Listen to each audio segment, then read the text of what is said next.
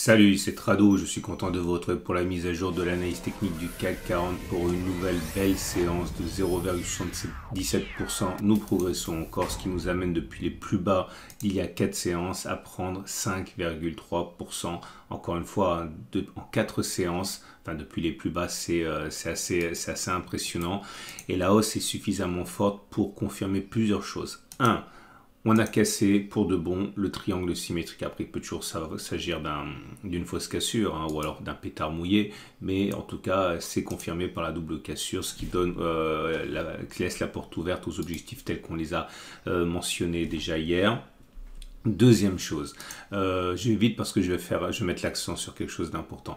La cassure de la résistance journalière ici, 7015 ou 7079, regardez, c'était un support qui a été cassé, il a donc changé de polarité et au bout de 3 tentatives finalement ça a été cassé. Je vais l'enlever cette résistance selon ma règle complètement personnelle qui n'a aucune légitimité autre que celle de mon expérience, qu'une fois qu'un support est cassé, bafoué 2 fois dans les deux sens, finalement il est ignoré par le marché, donc on peut l'enlever. Regardez, il était là, il a été bafoué une fois, boum, à la baisse, il a été bafoué deuxième fois à la hausse, donc je vais l'enlever et je vais simplement le laisser pour mémoire pour appuyer ce que je vais dire dans 30 secondes. À noter également qu'on arrive maintenant nez à nez avec un autre support ici, celui un peu plus important, beaucoup plus important, celui des 71, 72, 71, 82 qui est une résistance hebdomadaire en plus d'être une résistance journalière. Et un nouveau contact maintenant avec le haut de ce canal. Regardez ce qu'il donne en données hebdomadaires, ce canal, parce que c'est un grand canal qui a toute légitimité pour être surveillé sur les données hebdomadaires. Que va-t-il se passer? J'en sais rien. Va-t-on aller titiller, mécher, faire une petite mèche là comme ça sur le haut de ce canal avant finalement d'avoir une oscillation? Je n'en sais absolument rien, mais c'est tout à fait envisageable. Un peu comme ce qui s'est passé ici, vous voyez. On est sorti et on a réintégré et on a attaqué vers le bas. Aucune idée encore une fois de ce qui va se passer, mais c'est un scénario qui est possible, sans compter, sans oublier non plus que les traders haussiers peuvent vouloir forcer les spéculateurs à la baisse qui ont tous mis leur stop loss, ceux qui ont mis leur stop loss serré ici et pas large, risquent de se faire déclencher, accélérant la hausse par des achats de couverture de position baissière. Donc à surveiller également. Et ce qui nous amène aux éléments, oui, le chandelier japonais du jour, rien à dire, il est très bien, clôture dans le tiers haussier vert, ça confirme finalement les autres chandeliers japonais. Regardez la bougie Akinashi qui elle aussi confirme ce qu'on a dit hier, on a des belles bougies qui sont haussières. Je vous ai expliqué hier qu'on avait backtesté statistiquement que lorsqu'on avait des bougies vertes, on a plus de choses à avoir une autre bougie verte qu'une bougie rouge. Bon voilà, c'est ce qui s'est passé. Et attention, roulement de tambour, ça y est, c'est fait. Suit line break conformément à ce qui se passe statistiquement. Eh bien, après un premier bloc vert, on a un deuxième bloc vert et la correction à laquelle on assistait n'était que prétexte à rentrer à bon compte pour aller dans le sens des probabilités. C'est ce sur quoi je vais m'appesantir dans quelques secondes. Désolé, je vais vite. 1 parce que j'ai beaucoup de choses à dire, 2 parce que j'ai beaucoup de choses à dire. Et la moyenne mobile à 7, non, 1 parce que j'ai beaucoup de choses à dire et 2 parce que sinon ça va être trop long. Affiché, ouais voilà, donc moyenne mobile à 7 jours ascendante, tendance immédiate qui est haussière. Moyenne mobile à 20 jours ascendante, donc on est dans une situation de tendance générale haussière. Ce qu'on avait mentionné, alors je suis désolé, j'ai oublié de le mentionner hier, mais on avait un potentiel non-croisement haussier qui s'est révélé bon, donc ça veut dire, non-croisement haussier, c'est quand vous avez la M7 qui fait semblant de vouloir croiser la M20, mais finalement on repart vers le haut et la M7 et la M20 montent, donc en fait c'est un non-croisement haussier et c'est un de mes signaux préférés en analyse de moyenne mobile. J'en parle dans le module moyenne mobile du pacte Total Trado pour ceux qui l'ont, avec les exercices qui vont avec. Donc ça c'est bon. Moyenne mobile à 50 jours ascendante, on est au-dessus, tendance de fond haussière. Moyenne mobile à 200 jours ascendante, ça n'a pas changé, on est au-dessus, donc là la tendance de long terme est haussière. À noter que les paires T-bands, ça y est, ok, ça redevient haussier. Donc c'est bon, au regard de cet indicateur technique que j'aime beaucoup, la tendance s'est remise dans le vert. Je vous rappelle que vous l'avez uniquement sur PRT. Si vous n'avez pas PRT, vous avez un lien en dessous de la vidéo pour télécharger ça gratuitement. C'est fait par mon pote Christophe. Et nous avons également le super trend Alors bon, voilà, c'est presque le moment de dire ce que j'ai à vous dire, mais regardez, là aussi, hein, on savait statistiquement que lorsque l'on casse ce super trend, on a plus de chances de clôturer au-dessus de la bougie de cassure. Ça a été backtesté que ne pas le faire et que de casser le super trend à la baisse. Voilà. Si vous étiez rentré là, ce que je n'ai pas fait évidemment, eh bien vous étiez dans le vrai et vous étiez dans le sens des statistiques et vous avez gagné votre pari. Au niveau des indicateurs techniques, un seul truc à relever, c'est un bas lourd ici, c'est le Trix qui donne son signal haussier. Regardez la dernière fois que ça s'est produit ici, donc ça a donné une belle hausse. Ici, ça a donné une belle hausse. Ici, ça a donné une hausse. Là, ça a donné une hausse. Bon, bref, c'est un signal que j'aime beaucoup, que j'ai backtesté avec vous en début d'année sur le Trix. Je vais bientôt revenir à ma séquence de backtest sur CAC 40, hein, puisque maintenant ça va faire 6 mois. Donc là aussi, donc, signal haussier validé. Et pour terminer, l'Ichimoku qui lui aussi est en amélioration, en ce sens que le nuage recommence à adopter avec la SSA et la SSB qui montent une pente ascendante, la tendance de fond redevient haussière. Et là, le croisement Tenkan Kijun, alors ça encore une fois, si vous êtes un amoureux d'Ichimoku, ne m'envoyez pas d'insultes, hein. Je sais très bien que ça a très mauvaise presse, signal haussier Tenkan Kijun. Alors j'en parle dans le module Ichimoku de Total Trado, ça dépend en fait où ça a lieu. Si effectivement le croisement Tenkan Kijun a lieu dans le nuage, c'est moins bon que s'il a lieu au-delà du nuage, au-dessus, mais c'est quand même beaucoup plus significatif que si ça a lieu en dessous du nuage. Mais en tout cas, c'est tout sauf un signal baissier. Le problème, c'est que c'est un signal retardé, je le sais très bien, mais bon, ça aussi, on a backtesté, donc voilà, on ne peut pas non plus faire comme si ça n'existait pas. Ce qui m'amène donc aux trades du jour. Alors, les trades du jour, tout pareil, non, je ne vais pas parler des trades du jour, je vais parler de ce dont je voulais vous parler précédemment.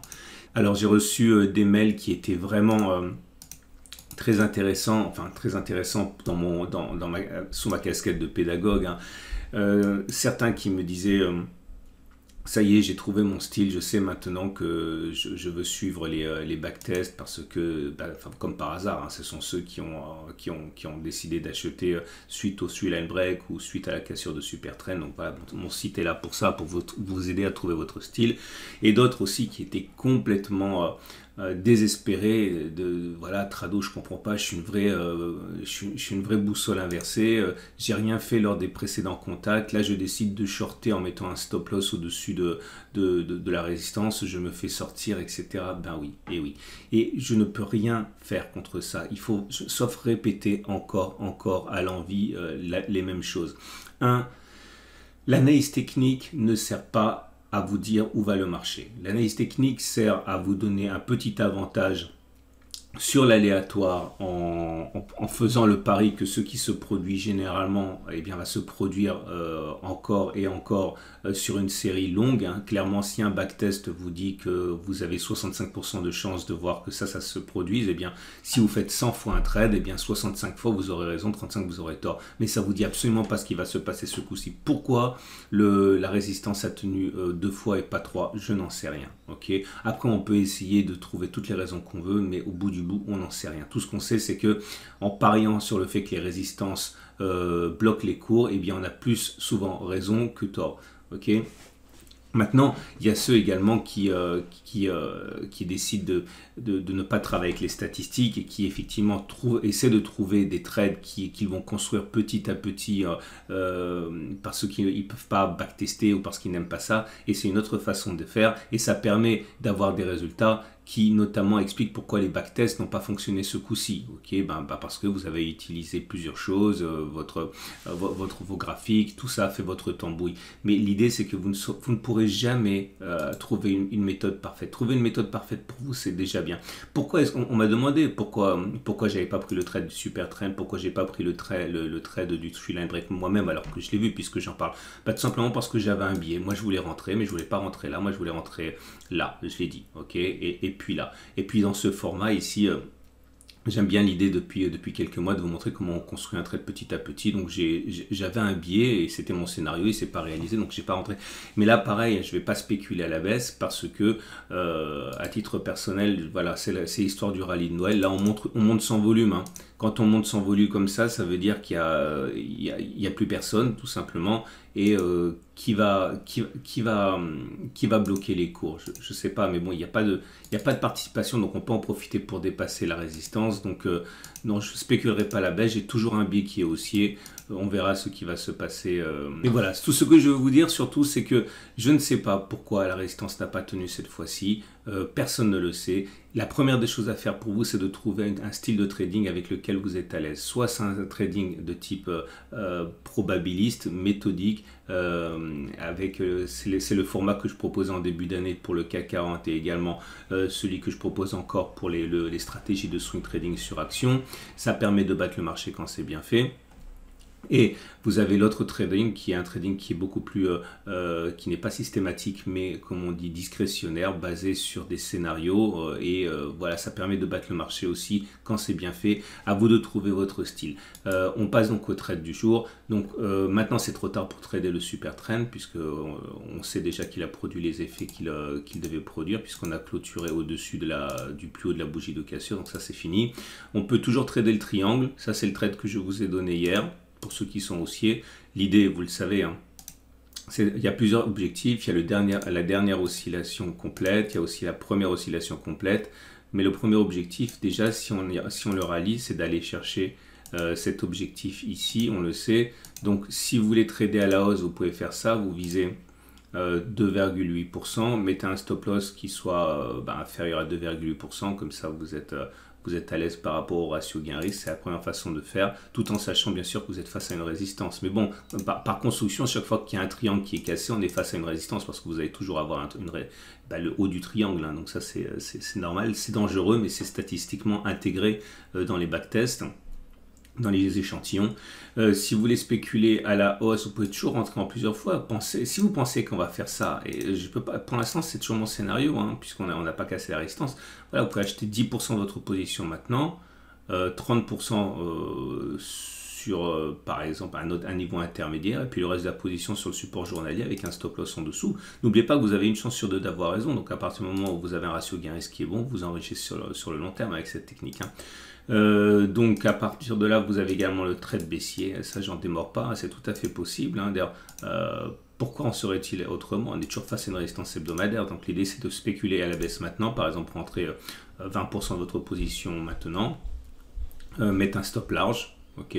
Et puis si on va à l'extrême limite de la résistance journalière, spéculer à la baisse encore, tout ça pour parier sur une baisse stable. Alors voilà ce que moi je vais faire. Moi je parie sur le fait qu'on va aller plus haut, notamment à cause des choses qu'on a déjà backtestées, notamment au cours des précédentes phases de backtest du CAC 40, soit le vortex, le cycle de Schaff, le courbe Kopok. Bref, l'idée, je le rappelle rapidement, c'est qu'on devrait continuer à monter de l'équivalent du précédent cycle baissier. Donc clairement, voilà ce que je vise.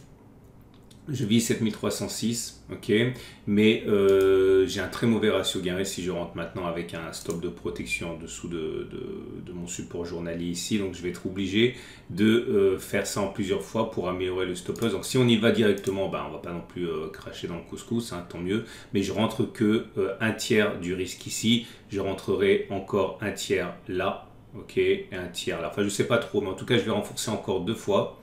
L'idée c'est qu'encore une fois en renforçant pendant qu'il y a une baisse on risque fortement d'avoir ça, donc ça me donnera l'opportunité de renforcer et lors de la baisse accumuler les choses, les positions qui me permettront d'avoir un meilleur ratio gain-risque. Donc clairement si on met les choses en termes de risque, imaginons que je veuille risquer 100 on va dire, je vais prendre la moitié de mon risque maintenant, enfin un tiers de mon risque maintenant, c'est à dire que si ça vient stopper mon stop loss, j'aurais perdu un tiers, j'aurais perdu 333 sur une base 1000, ok.